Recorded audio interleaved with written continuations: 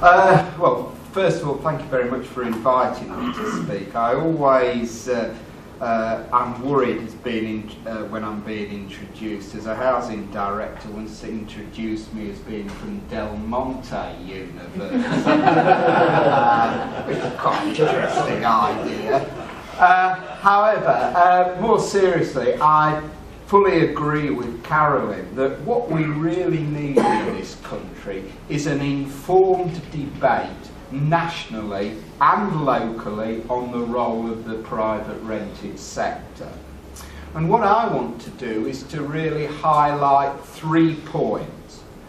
Firstly, in England, the private rented sector is a very diverse sector. In terms of landlords, it includes now big providers of student accommodation like Unite, which has over 40,000 bed spaces in this country. Also, some of what we refer to as housing associations have subsidiaries which provide private rented accommodation. Places for People, one of the biggest housing associations in the UK, has a subsidiary called Blue Room, which provides 5,000 private rented properties. That's really significant when the largest private institutional landlord, Granger Estates, only owns 15,000 units. We also have, as Carolyn rightly pointed out, a lot of very small landlords. So we have to take account of the fact that we've got a very diverse set of providers. But we also have a very diverse set of tenants. Students, especially over the last 20 years with the growth of higher and further education. Also, as Carolyn rightly pointed out, greater mobility. Lots of young people who are upwardly mobile needing accommodation.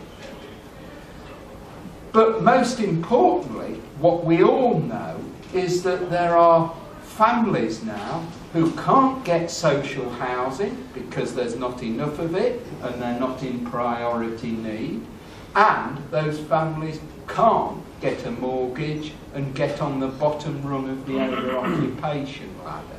So there's a real gap there for the private rented sector to fill. However, my second key point is the private rented sector's role is different in different places.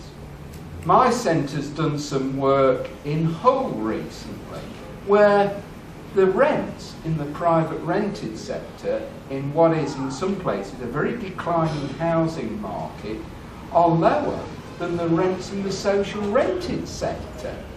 Now I can contrast that with rural Shropshire, where rent in the private rented sector are rising at an astronomical rate because of commuting into the West Midlands conurbation, the lack of new house building in both the owner-occupied sector and in the social rented sector. So we need to make sure that we don't get into a situation where we have a one-size-fits-all approach. You know, we all talk about localism now, but we do need localist approaches in the private rented sector. What's appropriate in one city isn't going to be necessarily the same solution in another city. And lastly, obviously, coming from a Centre for Comparative Housing Research, I thought it'd be useful just to highlight some points from a major piece of research that I was involved with in the last 18 months for the government on international comparisons of the private rented sector. We are unusual in having such a relatively low proportion of private rented properties. In France and Sweden, 20% of households are in the private rented sector. In the UK, depending on how you calculate it, it's 13 to 15%. In the United States, it's a third of households in the private rented sector. And in Germany, it's nearly 50%. Yes, 50%.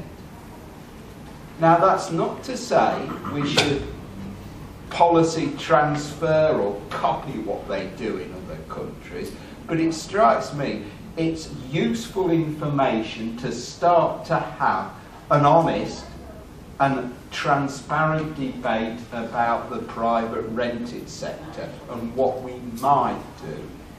What is very clear from our research is, firstly, that landlords in all of those countries receive much more favourable tax treatments than in the UK.